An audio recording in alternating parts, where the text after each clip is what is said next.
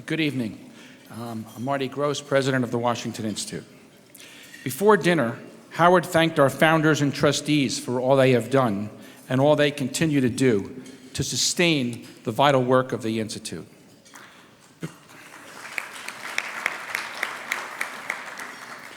Before I introduce our keynote speaker, I would like to express my personal gratitude to Howard Berkowitz. He is what the Iranians would call our, quote, supreme leader. In this case, the title is more than well-deserved. Friends, the, quote, Arab Spring may have started in Tunis, but it took its most compelling form in Egypt, the most populous and most powerful state in the Arab Middle East. It was here, home to a great civilization, where millions came to the streets to demand the fall of the regime, America's closest Arab partner for more than a generation. A year later, the hope engendered by the young, liberal-sounding revolutionaries has given way to a new reality. Not only has the military struggled in its efforts to manage the transition, but the principal inheritors of the revolution have been the Islamists, the most implacable opponents of Egypt's alignment with the West throughout Hosni Mubarak's 30-year rule. How should Americans view the changes underway in Egypt? Should we celebrate the birth of a new democracy, or should we wring our hands at the success of the Islamists? Should we invest in the long-term hope for the evolution of a truly liberal Egypt, or should we shelve any further effort to promote democracy in the land of the pharaohs? Should we prioritize security, stability, and regional peace, or democracy, human rights, and religious freedom? Of course, in the real world, these are not binary choices. The world is more complicated than that.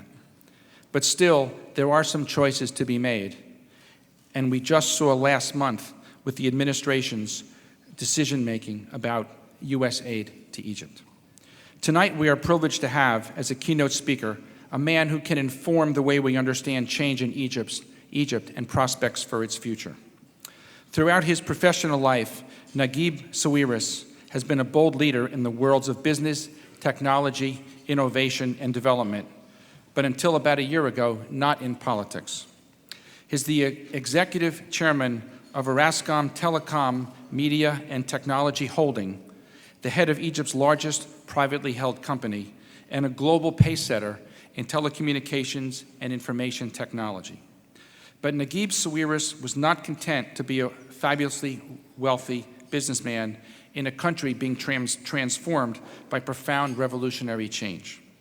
A passionate advocate for liberalism, democracy, secularism, personal freedom, and religious liberty, he saw the opportunities, risks, and challenges of the post-Tahrir Square movement and jumped in headfirst into the shark-infested waters of revolutionary politics in Egypt.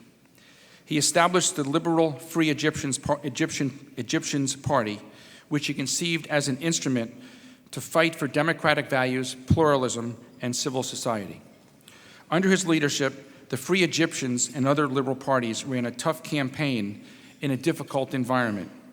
And in the end, we all know how well liberals fared in Egypt's parliamentary election last year. But if the Egyptian political transition is going to be a full 5-act drama and not a brief 1-act play, then it will take the persistence, commitment, and perseverance of leaders like Naguib Sawiris.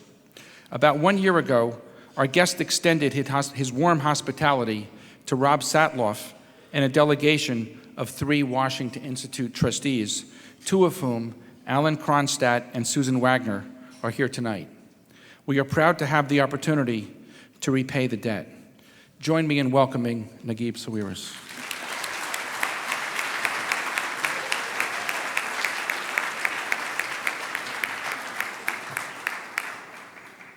Thank you very much. I'm honored to be here today. I was just telling my neighbor in the table that Egypt today and this minute while we are here is at its slowest curve since the revolution. I would like to take a few minutes to just reiterate some of the facts, because I don't think that all the facts are as very clear here in the States, you know. Just to tell you what happened exactly in that revolution. First, this revolution, when it happened, it was mainly many liberal, secular, young, educated, computers,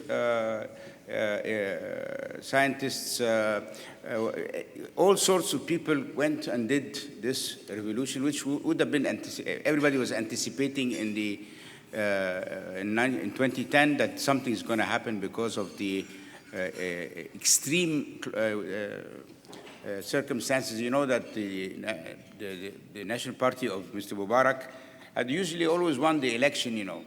But some genius decided at the last election that even this 2 or 1% that they used to leave for decoration for other parties should also be closed. So they falsified the election in a very grave way, and this was it. People had enough, and the revolution happened. But the important fact is that what we call Islamists today did not join this revolution from the beginning. They jumped 4 days later, after 25 of January, when they felt it's going to work, you know. And all the young people and the liberal people and all different kind of people were in the square, thought they've done their job. Mubarak regime failed, you know, we need to go home now, and left, and the revolution was hijacked. And when I say hijacked, it was hijacked because, and this is not, I mean, if the press wasn't here, maybe I would have been clearer, but the general feeling in Egypt is that the army actually decided that they should do a deal with the Islamists. Why? And I understand maybe at that time and point, the country was totally in turmoil, the whole security system has collapsed. So they figured that this is the only organized force on place, and maybe we should just play ball with them until the country, at least I hoped that was a temporary situation, but it was not, because then all the events started to take a completely different shape. They formed a committee that should write the constitution, and instead of writing a new constitution, post-revolution constitution, that will secure all the liberties and the democracy, this committee, which was dominated by Muslim Brotherhood's members, elected to change some parts of the constitution, which is the source of all the turmoils we have till this minute now. Because they took an old constitution and said whoever is going to vote yes for these changes knows Allah and will go to heaven, and the ones who say no, they have no room in heaven. And of course, we lost on that base, and instead of a full-fledged constitution, we ended up with the wrecked situation that we're in now. And this story continued to go. We, the liberal secular parties, were confronted with a completely unfair fight. I was not a politician. I don't even know about politics. So all my colleagues, we decided that this is not what we want, and this is not why we did the revolution. And we started to try to form liberal parties.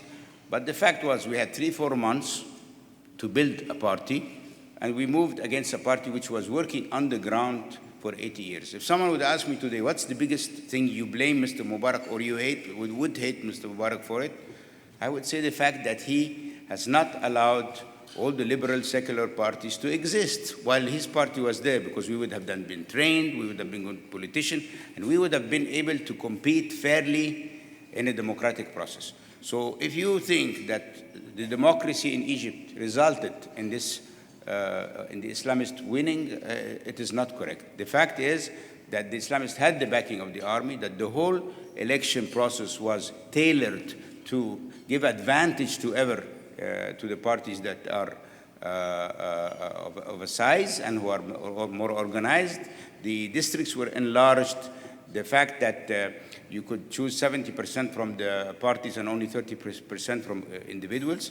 And to be honest and fair also, this mistake was also done by the liberal parties, having no experience. We said maybe it doesn't really matter, but it mattered. As a result, the liberal parties, and this is a very nice mathematical issue, the liberal parties actually got 11 million voters, and the Islamists got 13 million. So mathematically, we should have been at 45% in the parliament. I don't know why we ended up with 15 or 20, because the system which was put said that any party that doesn't get 5%, you know, this number will go to the highest party. As a result, because believe me, I'm born in Egypt, I still live in Egypt, and not 75% of Egyptians are Muslim Brotherhoods or Salafis.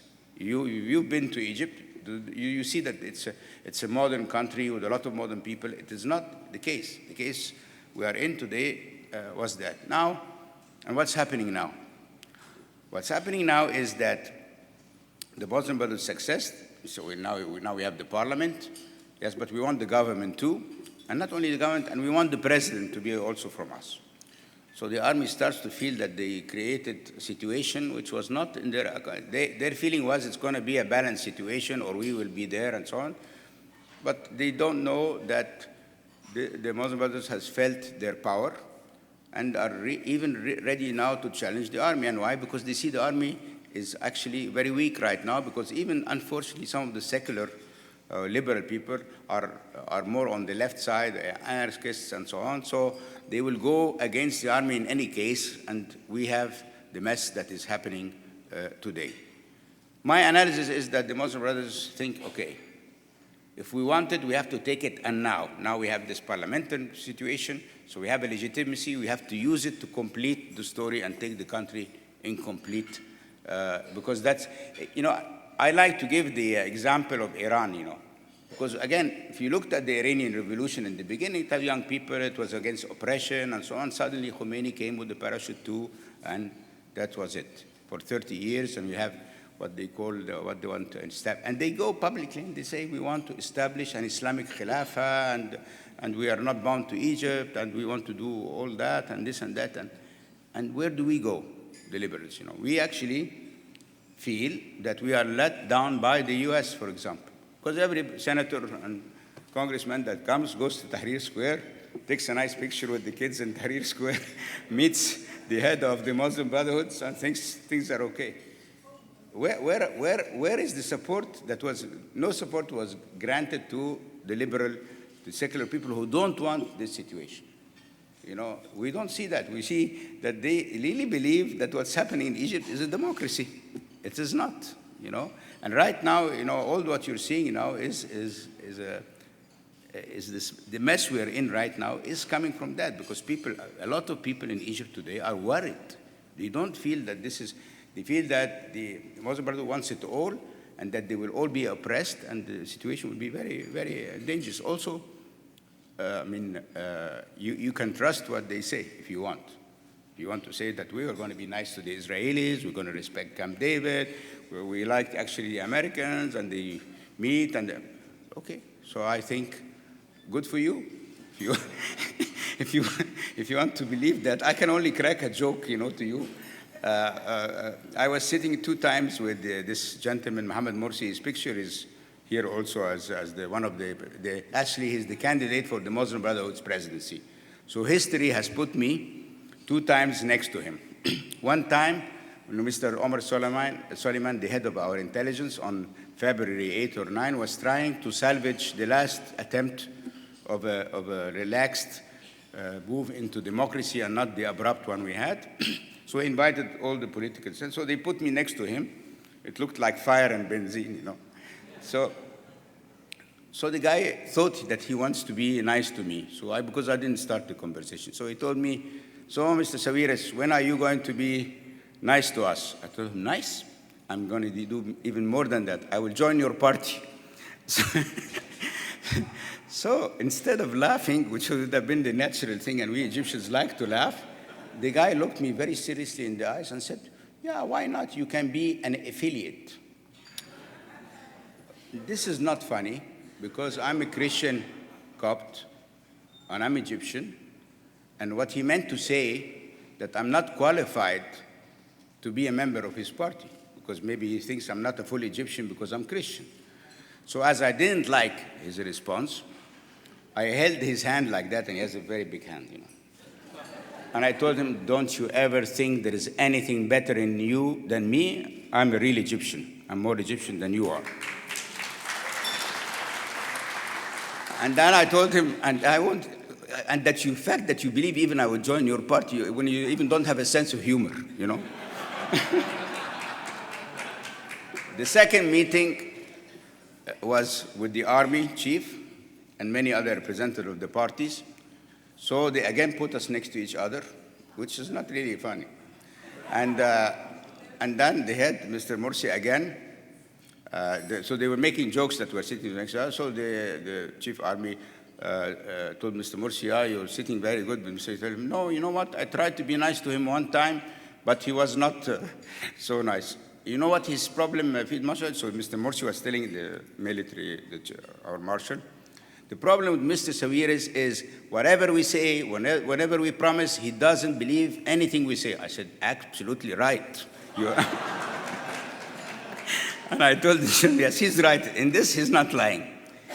So my feeling is, okay, these people will smile and tell you we're going to be this and we're going to respect Israel, Camp David, and we're going to do that. And so who's blowing up our pipelines all the time for the gas? Who's doing that all the time when we want to? We have a deal to supply gas. Who's blowing up the pipes all the time?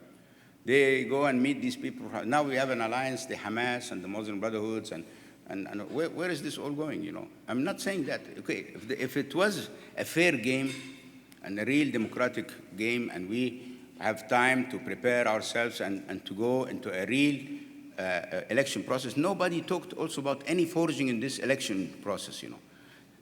First, the law said we will not allow religious parties. The law, our law says that. So what do we get in the end? A Salafi party and a Muslim Brotherhood party. If this is not religious, so what is religious? You know? When I made my party, the first thing I made sure about that the party is mostly made of Muslims. So the majority of the Free Egyptian Party are Muslims. And why? Because as a Christian, I did not want to go and do a Christian party, or I'm playing the same game they're playing. I'm a secular liberal person, and therefore we avoided that. But this is what happened, you know. We have two religious parties now. And I have really, I have a good conscience because I did my best, you know. I would say that the risks I took within these 15, 18 months is equal to all the risks I took in my whole life. Because if you go out and you are against this Egypt becoming a religious state, you are not a friend of the army, because the army in the beginning were happy with that solution. So you don't like the solution, so you don't fit. You take that risk too. You take the risk. I took also the risk that actually during the revolution, because I was a very critical person to the Mubarak regime, while all the businessmen planes were leaving the country, I was the only plane who returned on the day on the other side, you know, to be there when this was happening, you know. So again, I took all the risks that you can take in these 15 years, you know. The fact is, I'm completely worried about Egypt. I'm not so optimistic. I'm sure you are looking at what's happening now. What is this last event that is happening today? What is happening is clearly an attempt by the Muslim Brothers to show the army, we want it all, we will get it all, and you have no choice but to play ball with us now. So, and what does the army feel? The army feels, okay, they created this monster now, and now it's becoming bigger than they thought it would become, and they don't know what to do. And unfortunately, even some of the, as I said, some of the liberal parties have sided on that attempt. And right now, like today, I don't know if you're following the news, there was an attempt to enter the Ministry of Defense, you know, to conquer the Ministry of Defense. And my station on TV has filmed this film with some demonstrations trying to, imagine someone wants to invade the Ministry of Defense here, you know, and then you have what do we have left then, if this is the fact, you know. I'm in the unfortunate position today that today I'm siding with the army because they're my last resort. I mean, if they also fall down, we have no police, no army, then we have no country in the end. How long do I still have? It's not 25 minutes? Okay, so maybe just a few words on also the candidates for the presidency. I mean, we're stuck today also. We have a candidate from the Muslim Brotherhoods. This is this gentleman with no sense of humor that I told you about.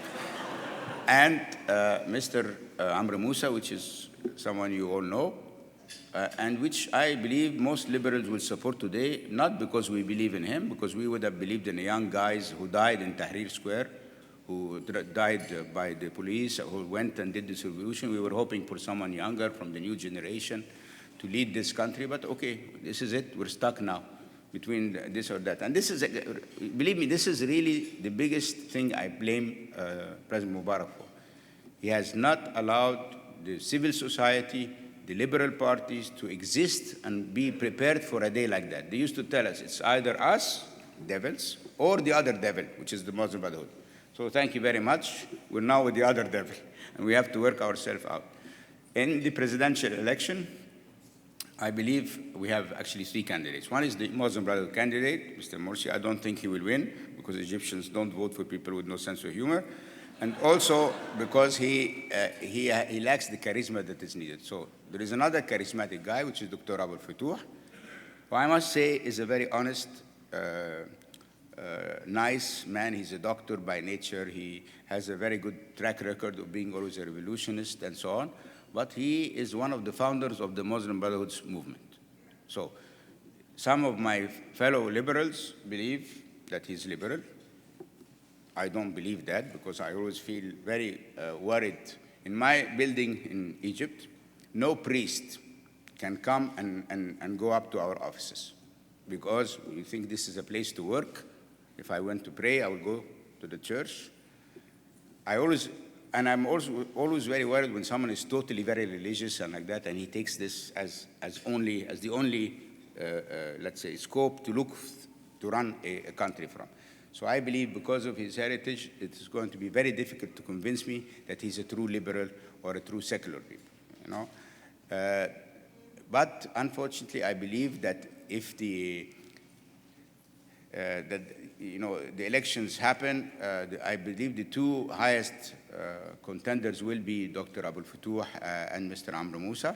And I think in the second round, all the Islamists will unite behind Mr. Abul Futuh, and maybe he will be then the winner.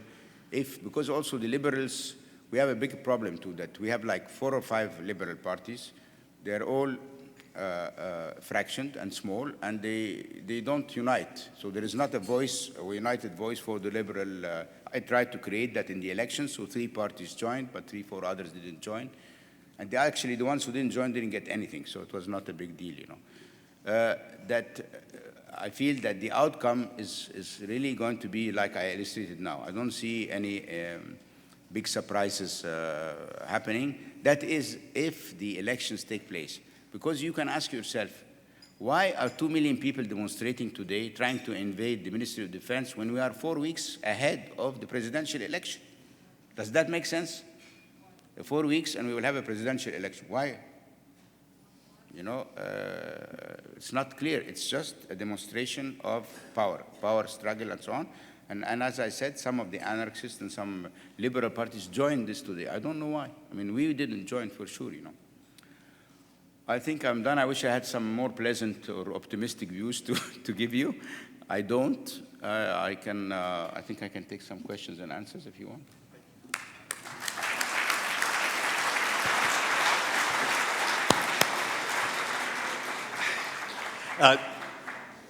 Naguib, thank you.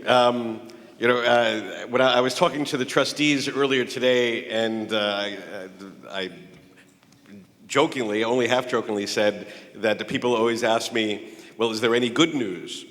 And your message is there isn't that much good news from Egypt today. I want to ask you about what people like you are looking for from the United States. I know you were very critical of how the U.S. has been acting, but I want to ask you about a certain paradox. And it goes like this. Is it, in your view, America's interest to see this imperfect experiment at democracy with the Islamists in control succeed and hopefully will lead to a better democratic situation in the future? Or is it in our interest to see it fail and thereby bring about some other type of change in Egypt? The problem, of course, being that failure might mean the failed state of 88 million people in an important part of the Middle East. So what do people like you want America to do that both secures our interests and helps you, who share our values? First of all, you know, one has to be very careful when you ask America to interfere, because, you know, as a nationalist, as an Egyptian nationalist, I think we should solve our own problems. So one thing I would say is America should not do anything, because every time they do something, we get into trouble, you know.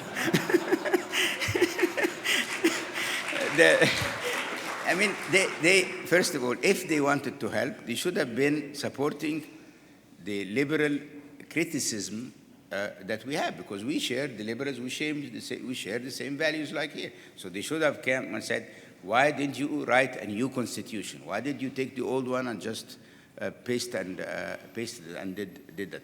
You should have had the constitution first, because how can you elect, do an election without a constitution? How can you elect a president that doesn't know how he's going to rule?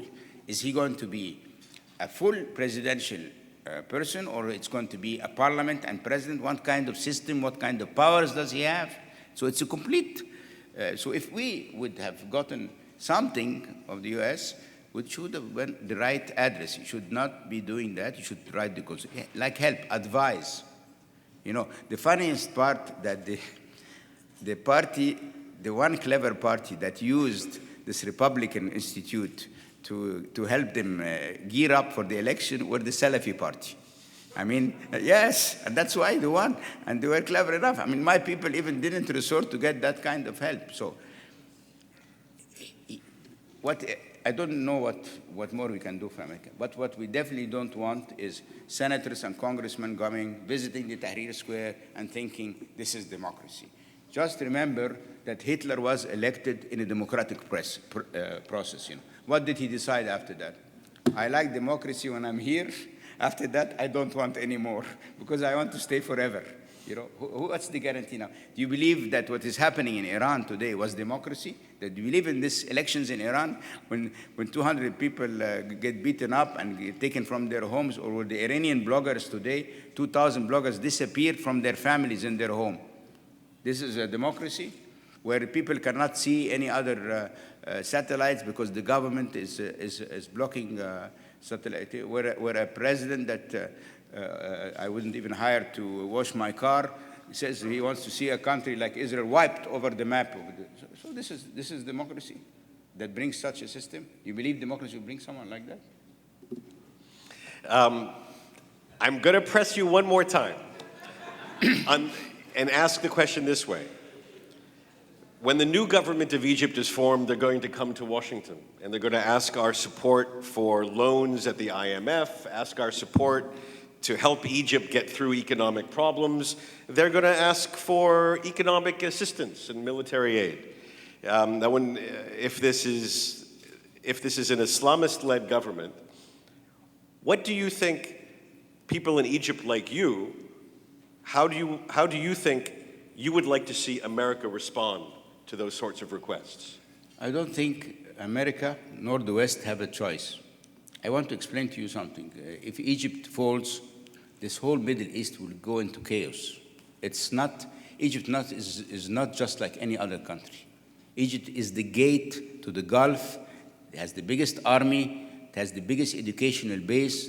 It's our doctors and engineers that go to Saudi Arabia, to Kuwait, and to the Emirates to help. It has the culture. It is a very important state in the Middle East. So Islamists, non-Islamists, whoever comes to you, you will be forced to help, and you have to help, because otherwise you are asking for the trouble, the consequence of Egypt falling is just unmeasured, you know. And also you need to understand is that a weak Egypt, or an Egypt that goes down the drain, is not good for Israel too. You know, for Israel too, they need a stable Egypt. So if Egypt is unstable, then instead of just the pipelines being blown up all the time, and instead of the Hamas people feeling they're doing their picnics now in Egypt and so on, we will have much more bigger problems. So you don't have a choice. My thing is, and as a nationalist, I want my country to be better. Not if someone would think that I want Egypt to fail, so the Islamists fail, I would not be a real patriot if I thought like that. Okay, thank you. Let me ask you a question about your own political lessons from your experience in the last year. One hopes there'll be another election, whenever that will be. Now that you have gone through the experience of creating a party, of trying to put parties together, trying to align people, and seeing that it didn't work out as well as you had hoped, what do you do between now and then to have a better outcome? Well, first of all, I am not in agreement that it did not work as I knew from the beginning that a party that is made in 90 days would never make more than take 5% of the parliament, and we got 5%, so I was not really expecting anything better, to be honest, But what happened, meanwhile, that many people actually in Egypt today have lost faith in the Muslim Brotherhood, many even from the ones who elected them, because they feel they're going to be a replacement from Mr. Mubarak's party. They want it all. They want all the power. And Egyptians, by nature, don't like this dominant position. They like people to live and let life and so on. So they have lost a lot in the last election. The one mistake we did, and I have to take responsibility for that we thought that if you vote for 70% parties and 30% individuals, this is a good thing. We were ignorant, we were amateurs. As I said, when someone tells me, but you went into politics, I didn't want to go into politics. I just didn't want this new system to reign, and I didn't see anybody fighting it, so I jumped, because nobody wanted to jump. I'm a businessman. I should actually, it's contrary to my interest. Now I'm enemy number one to the coming government, coming regime, and everything. So who's a sane businessman that fights against the current? Many businessmen refuse to donate to our party because they're worried. If they donate to the Liberal Party, we're going to get 5%. He wants to donate to the one who gets 90%. So the one other thing we learned and we do differently is we would want the votes to be free, individuals, parties, because all the individuals of the Liberal Party won. Because the Egyptians like characters. They judge a person. They don't understand this concept of parties very well, but they trust someone, So if I would have run into any of my districts with the dominance of Muslims, they would have elected me, because they know that I am, I'm a secular guy. I'm not biased to my own religion or to any religion. So this we would have done differently, and we would insist on real foreign controls on the ballots, because I always crack the joke is we saw the box where people were putting the ballot, and then we saw a box at the main center where the ballots were being counted. Between this point and the other point, nobody knows where the cars or the boxes went, So we don't have any control. If you've seen the mess that was happening during our election, you wouldn't call this a organized election. Just so, for those of you who aren't up on Egyptian election regulations, what Naguib is referring to is the Egyptian election system is a mixed system in which 70% of the seats are allocated according to party lists, and you could vote for party lists, but only 30% of the seats were individual candidates named in individual districts. What he was saying, if individual districts, his party would have done a lot better. Just one last question, and then I'll open the floor to the audience. Naguib, one of the greatest surprises for people who are watching the Egyptian elections is not that the Muslim Brotherhood won 40-some-odd%, but out of nowhere, the Salafi party won 27%. Where did they come from? What did they want? And how could they actually do so well in a first election? Can I be honest? Yes. I don't know where the hell they came from or how the hell they got this percentage. All I know that the Mubarak regime has been very good in hiding them everywhere, and all I know now that when I walk in Cairo like this, I feel like a stranger, because they're like, even all the taxi drivers now have long beards and everything, and so I really don't know. All right, let's open the floor to your questions. Right up in front, Barbie Weinberg. If a microphone could come up to the front, I'd appreciate it.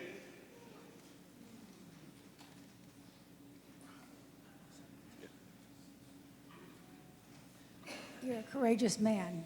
Thank you. Thank you for being here. What is the future for Christians in Egypt? or is there a future for Christians in Egypt? The Christians of Egypt ask me that question. I mean, if you want to look at the, during Mubarak's regime, I would say every 3-4 years we would have one church burned and ransacked. I think in this revolution, within 12 months, we had 6 burned and ransacked completely.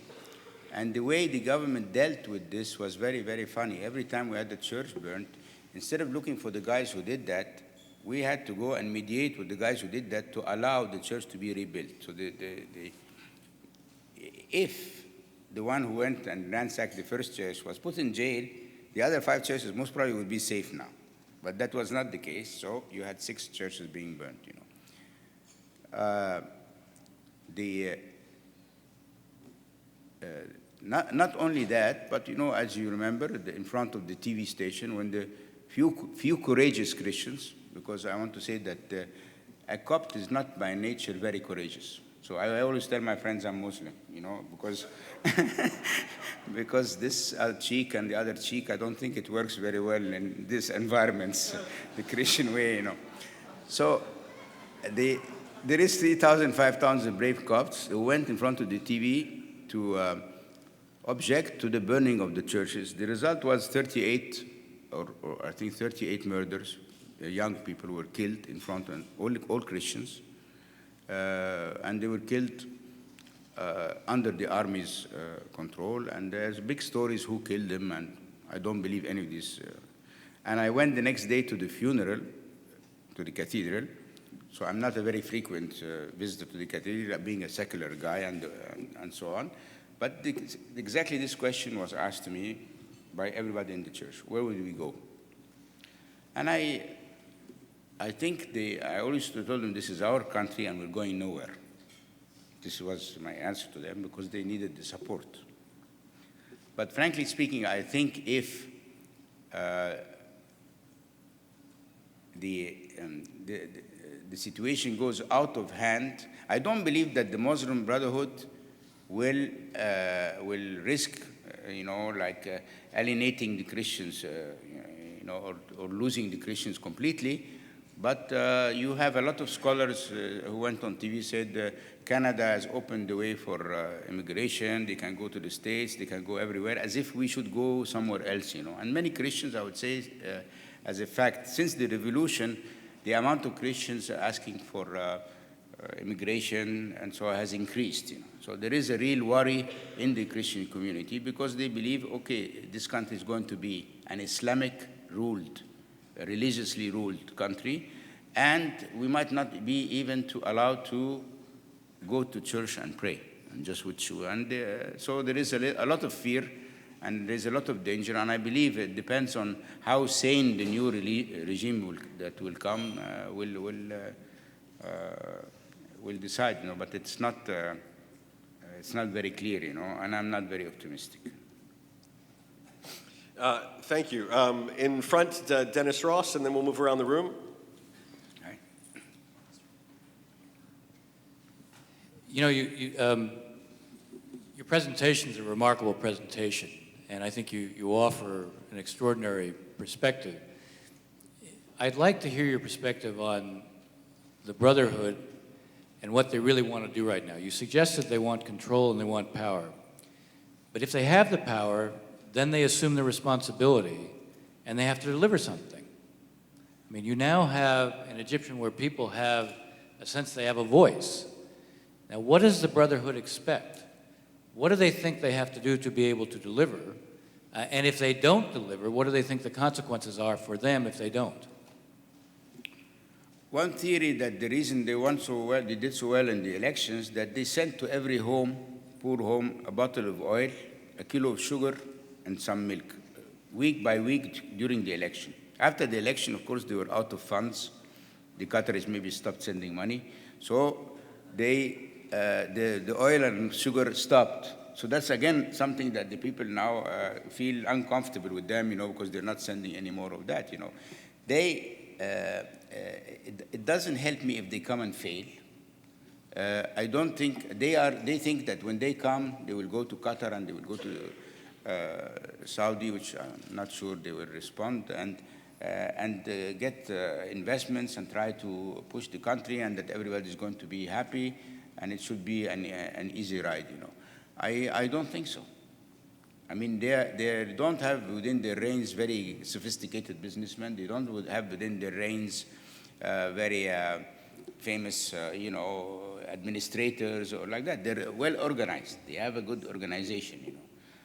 So I don't, it doesn't do me well to say, okay, they will come and reign for 10, 15 years, and then they will fail, and then maybe we all will come, you know. I don't, it doesn't help me, because I'm not going to live 20, 15 years, you know, and should I tell my kids to wait 15 years meanwhile, or live under an autocratic dictatorial system? I mean, their behavior even now is not very democratic. I mean, anybody that criticizes or says anything against them, he gets completely lashed the same way during the Mubarak regime. Same way, same attitude, and so on. So whether they will deliver or not, this is not my point. My point, countries should not be allowed to be turned into religious states. Actually, I classify myself as someone who's not an anti-Israeli guy, at best, okay? And I was in Washington here one time, and I asked, I think, Mr. Barak this question. I told him, why are you insisting on Israel being a Jewish state? I have a problem with that. He told me, what's your problem? I told him, look, I'm Christian, I'm from a minority in Egypt. And that's exactly what they're saying in Egypt. It's an Islamic state. So where the hell would I go as a Christian Egyptian? So, you know, if you want to do religious states, then we end up in a problematic, because also in Israel you have the Palestinians, the Christians, Palestinians, Muslim Palestinians. So we should all try to be, you should be a proud Israeli, regardless if you were Jewish or not. You should be a proud Israeli or a proud Egyptian, regardless if you're Christian or Muslim, you know. But if you start from the religious angle, I'm worried. I have to be worried, you know. Thank you. Ziad Asli, I've got some names down. Ziad Asli in the center, right here, standing up.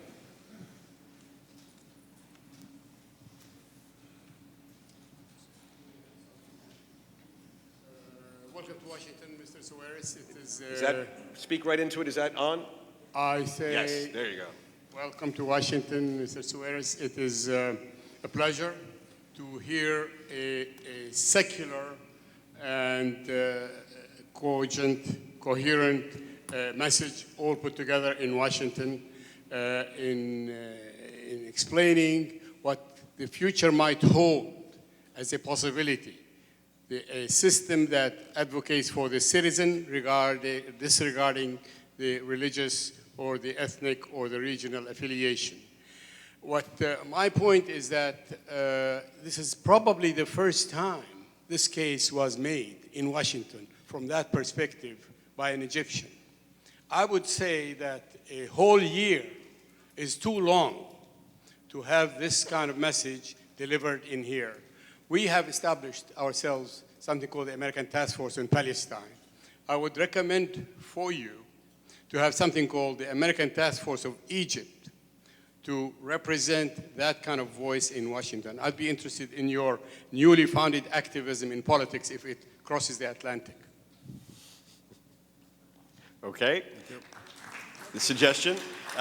Josh Weston, then Lionel Leventhal here.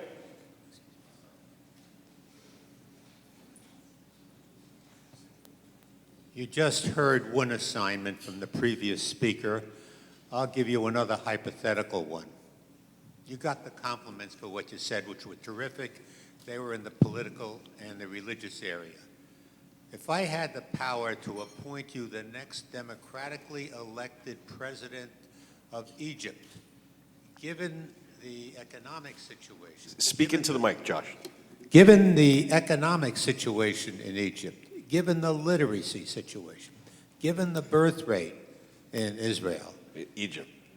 In Egypt, as the next democratically appointed Egyptian president, appointed by me, what would you do to tackle those issues, even though the antecedent issue is the one you talked about? The first thing I would do is not to reinvent the wheel. You know, I mean, my dad sent me to a German school. And I never knew why. He didn't speak German. My mom didn't speak German. Nobody in the family spoke German. So after a few years, and then when I even graduated, he insisted that I go to Zurich, to the Polytechnic in Switzerland for my engineering. Again, he had nothing. So I asked him one day, what did you insist on? He told me, look at Germany. Look what they did after the Second World War. Look where they are economically. You need to go and be taught by the same people, so you end up with the same background and the same thinking, and you can change your country. If I was president today, I would ask the Germans, the British, the French to, instead of giving us aid and money, to come and build our schools, to put our curriculum systems, our educational system, to open a branch for MIT in Egypt, a branch from Harvard in Egypt, to give us, this is the kind of help we want. So we can, what would this also do? It will insert the same culture also in the minds of people, so we can eliminate these cultural differences and the thinking, The first thing, because there is always, as I said, Egyptians, we like to joke. So we always believe, like the Muslim brother says, our solution for Egypt will be an Egyptian solution. I hope not, because if you look at our traffic, and if you look at the way we did our election, and if you look how clean our streets are, I don't think an Egyptian solution is the right solution, And I am the biggest patriot. A patriot is someone who knows what's wrong in his own country, who can criticize his country, who can see like my mom. One time I sponsored a book for a young girl who was very efficient, so she took some nice photographies. So one photograph in the middle of the book was of the garbage which people throw over the houses. When they don't know what to do, they put it on the deck of the houses. So this big picture in the middle of the book was very colorful because it had all the garbage of Cairo on the decks of the houses. So my mom came to me, you call yourself patriotic and you sponsor a book that is showing the garbage on the roofs. I told her, Mommy, if you are a good patriot, and if all the Egyptians were patriots, they should not have the garbage on the house to start with. So you clean the garbage. If you clean it, then the photo only is a reflection of what is. So it's not like she invented the photo, So if we want to be really good, we should clean and not throw our garbage on the wall. So what I want to say is, I would not reinvent the wheel. I would if you ask me like what you want from us, I would say, give us part of the educational, help us build a good education system in our country, help us build a good health system in our country, help us deal with our social problems and how to adapt a good retirement and a good social program for people.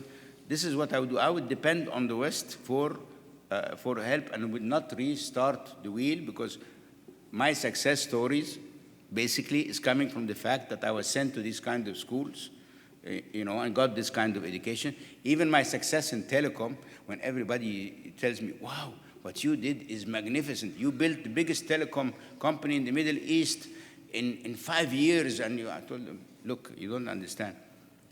I didn't really reinvent the wheel. I looked at Europe. They had introduced the cellular phone there. And the big, great idea I got is, this should also work in my part of the world. That's So what's so genius about that? It means, what's so genius about that? I said, it's work there, it should work here. So that's what I did.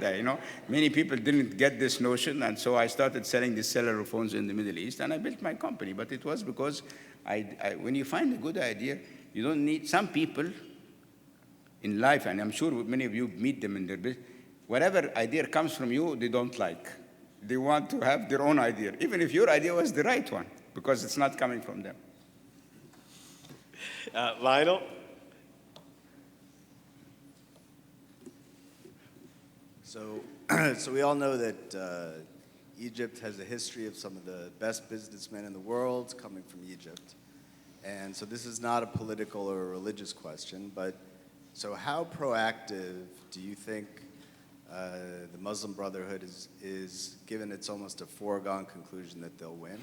How proactive do you think they are in terms of thinking about how to create a climate that is welcoming and stable for business in Egypt after the election? And, how much and how high a priority is it for them?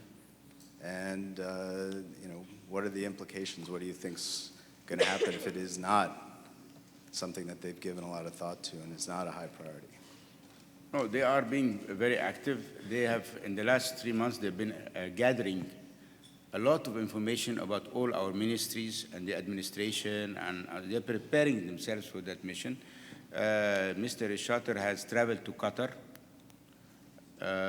recently, and this is not a joke, it's serious. Mr. Morsi made a statement that he has assurances that once they are in charge, $200 billion are flowing into Egypt. I repeat, $200 billion. This is like 20 times the Marshall Plan for Germany, and Egypt has never seen not $200 billion, but not even 20. So this is the kind of figures they throw. So I know that their main concept will depend on going to Qatar and getting 4 or 5 billion from here and persuading the Qataris to invest, the Saudis to invest, and so on.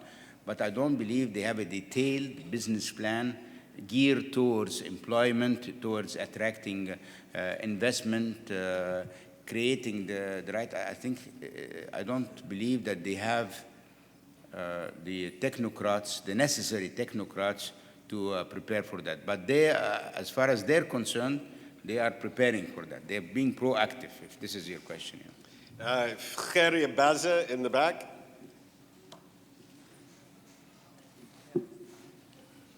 Hello, I'm Khairi Abaza from the Foundation for the Defense of Democracies. I think we agree as Egyptians that Islamists have purchased the Egyptian parliament with rice and sugar and social services. Also, the question when it comes to the Islamists, how to beat them. Do we have to do what they have been doing and do it better? That is, provide social services, buy rice and sugar? Is there a plan from the liberal camp to do the same? Because it's an uneven battle. And if liberals do not do that, I see very slim chances for them to win over the villages of Egypt and the poorer segments of the population. And I'd like your thoughts on this. Thank you. No, I think we recognize that, but we don't want to give sugar and oil. And this is like charity. Should be done by charitable organization. It's like the Chinese proverb, you know, don't give me a fish, teach me how to fish. So what we want to do is we really want to go and do social work and provide support through microfinance and support creating small entrepreneurs and support the communities. And this requires a lot of funding, you know, and the problem we have as a liberal party is funding. I mean, okay, you can say, well, you are a rich guy, you should be able to fund that. I did. I mean, my father thinks I'm insane because when I told him how much I spent in the election, he thought that he should take all my money back, you know. We are going to do that, and we are preparing for that. It needs a lot of funding, and it's not fair to have, you know, like one person funded all the time. It's purely a problem of funding, you know, while the other parties, you know, they can go to Qatar and they will give them another $200 million in a nutshell like that, and things are done differently. There is also a big mistake which has been done in my personal opinion, by the Emiratis, which Emiratis for me are the most modern and the most secular and the most open liberal regimes in the region. But they underestimated that the fact that what is happening in Egypt will somehow have a resonance on them. I believe that they should be coming to Egypt and trying to invest in Egypt and trying to help us in such a manner, because we will be then the first defense line, and when people have a job and have prosperity, they will really start. I mean, even me, I mean, I'm a strong believer in God, you know, but I don't pray every day. When do I pray? When my daughter was sick, or someone died, or I have a big problem, you know. So we all remember God under stress, you know. So if you can relieve some of that stress, you will also release some of the extreme religiousness in people. You know, I'm not against religion, but everything should be balanced, you know. Okay, 2 more questions and then we'll close. Hanan al-Badri and David Makovsky. Take a microphone.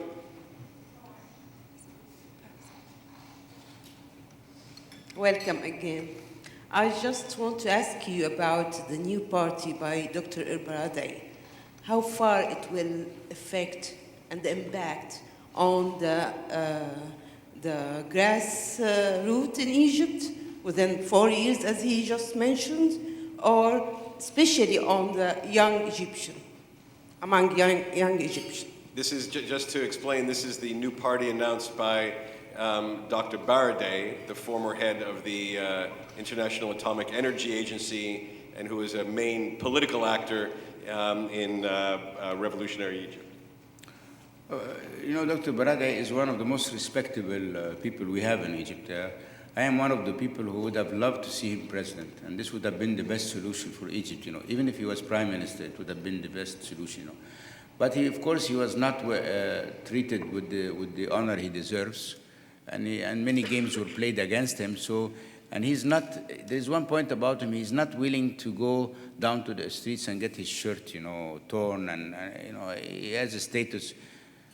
But this last move about the party, personally, I think it defies the reason, because we don't need another liberal party. We need the liberal parties to unite. You know, our problem is that we are fractioned. So we have no leadership, we are fractioned. Dr. Baradei should have been the person that we should have went out and gathered all these liberal parties and moved them into one front. But creating a new liberal party and telling me 4 years and 5 years, I don't know how many 4 or 5 years in my life we have, you know. We have a fight right now.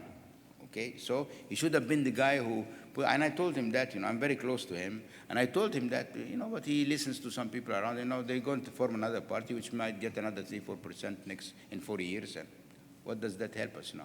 We are in a mess right now. David? Thank you very much for your talk. It was fascinating. 2 questions. You know, in America, when the economy improves, they say the president gets credit and he's reelected. If it doesn't improve, he is out.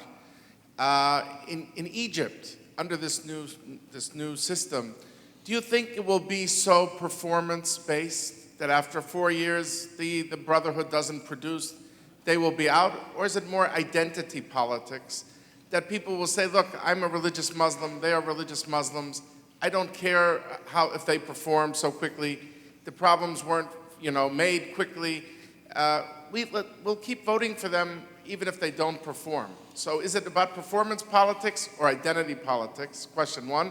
And 2, when it comes to the issue like peace with Israel, how do you give weights between the Brotherhood as the head of the government, the military, and whoever is president? Who will make this decision on foreign policy about whether to maintain the treaty with Israel? Is it going to be the prerogative of the president of the military, or is that too simplistic of a definition? No, first of all, before I answer the question is, if what I think might happen happens, and that is that the new ruling party, the Muslim Brotherhood, decides to adapt the kind of dictatorship they have shown us in the last 6 months since they were elected in the parliament. In the parliament today, they go out, they put a law, they vote, sanctioned. They have 70%, so any law can be sanctioned. So of course, they make a law that all the they want to make a law all the pornographic sites should be eliminated from the internet. They will want to make a law that eliminates anybody to be elected if he even said good morning to Mr. Mubarak. Okay, they make the law and they pass it. So if we turn into a dictatorship, and they have the tools of dictatorship, Mr. Mubarak stayed 30, 40 years because he had the tools. The police scared people. Anybody who had the guts to voice any kind of different opinion was, taken, was put in prison, and so on. So they might resort to the same tools, and then there is no discussion, bad results, good results, do what you want, we are here to stay. If it's not the case, and I'm wrong, then they do have economic problem and they fail. I think today the Egyptians, many of them will not accept failure anymore, because the problem this revolution did, they thought that this revolution would bring also wealth, and that they will be, that between day and night their life will change and there will be prosperity. And of course it doesn't happen this way, So the expectation has been taken very, very high, and the circumstances now are at their worst. So And the Muslim Brotherhoods are actually clever in a way. They say, okay, if we don't take the government, how can you expect us to deliver? So we will be blamed by the population of failure while we don't have the means of execution. Okay, sounds fair to me. The problem is, do you want the power to really do what's good for Egypt, or just to stay in power and say, I thank you, democracy, you've given me what I want, but that's it, What was the last question? Israel. Who chooses? They choose, okay. This was very easy. They go to the parliament and they say, we want to cancel the treaty with Israel. They have 70%, they will cancel the treaty. What can the army do? The army definitely doesn't want to cancel the treaty. The army definitely will never wants to go to war with Israel anymore. They actually have positive sentiments, And there is another fact that we can't afford to have a war with Israel because all our defense system is US-based, and the US will never allow us to use it against Israel, So that's, again, it's fictitious, when we think that the Egyptian army will go and do that. But to answer your questions, even if they're saying today we will not cancel the treaty, we will not do that, their idea of the Islamic Khilafah includes Hamas. The Murshid said, first the Murshid is the guy who said, the supreme guide of the Brotherhood. Yeah, the supreme guy said clearly, openly, our aim is to do finally the dream of the Islamic Khilafah. Okay, so maybe they want to turn Israel also into part of the Islamic Khilafah using Hamas or whatsoever, So if you guys want to trust them, but they'll give you all the nice words right now because they're not fully in power. Once they're in power, we're all in deep trouble.